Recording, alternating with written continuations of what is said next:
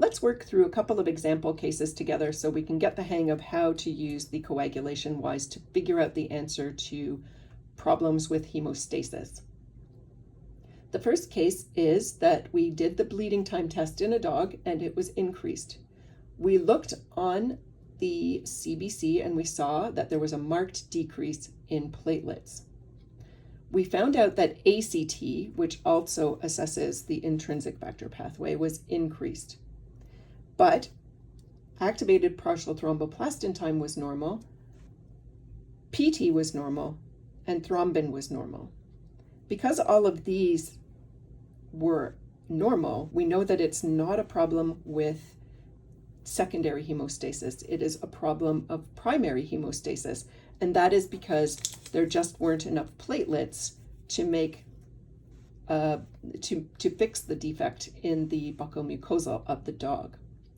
But why would ACT be increased? We haven't talked about that activated clotting time test. It's a highly insensitive test. Recall that we talked about what we add to various test tubes. We add tissue factor to this one and calcium. We add partial thromboplastin to this one, just the phospholipids, and calcium to this one. We add activated thrombin to this one.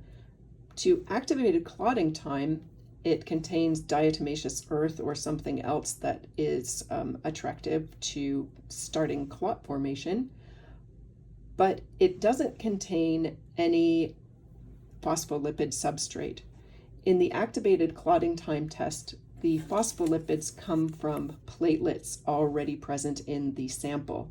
So if an animal is thrombocytopenic, they will have an increase in ACT sometimes.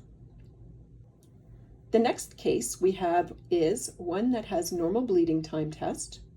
So that means that platelets are adequate in number. That means subendothelial collagen is fine. That means von Willebrand's factor is fine. That means there's an absence of vasculitis or an absence of a congenital defect in platelet function. Platelet count was normal. The APTT was prolonged. So partial thromboplastin, calcium added to the tube, and a clot took a long time to form. But PT was normal, so was thrombin.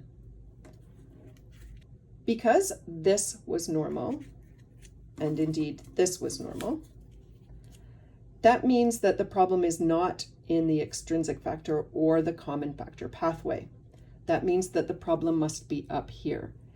And that would be most consistent with hemophilia A with a deficiency or defect in factor 8 and then factor 9. These others are less commonly involved in coagulation factor problems. And if we suspected that we had a problem in one of these other things, we would have to send it away to somebody who researches very specifically those particular factors to find out which factor was defective. The next one, in a simplified view, we have an increase in bleeding time. On the CBC, we identify a mild decrease in platelets. We find that ACT, APTT, PT, and thrombin time are abnormal. Well, we know we have a deficiency in platelets, so that's problematic. And then we have problems in all three of our test tubes. They are not forming a clot in an adequate amount of time. What ties all of these and primary hemostasis together? Yes, in the simplified view, it would be the consumptive phase of DIC, or disseminated intravascular coagulation. The next case, if we have a normal bleeding time, we have normal platelet count, we have no problem with the ACT tube, and we have no problem with the thrombin time tube, but this is prolonged. Well, if I cover that up because this is all adequate, that's adequate, then the problem is isolated to factor 7. And factor 7 deficiency or defect is possible, but the most common time we would see that is with an anticoagulant rodenticide like warfarin. because factor 7 has the shortest half-life, it is consumed first. So in the early stages of rodenticide poisoning, then we can see an increase in the PT. So I hope you find some of these cases helpful and how we manipulate the coagulation wise so that we can understand how to work through data that we get from the laboratory regarding coagulation.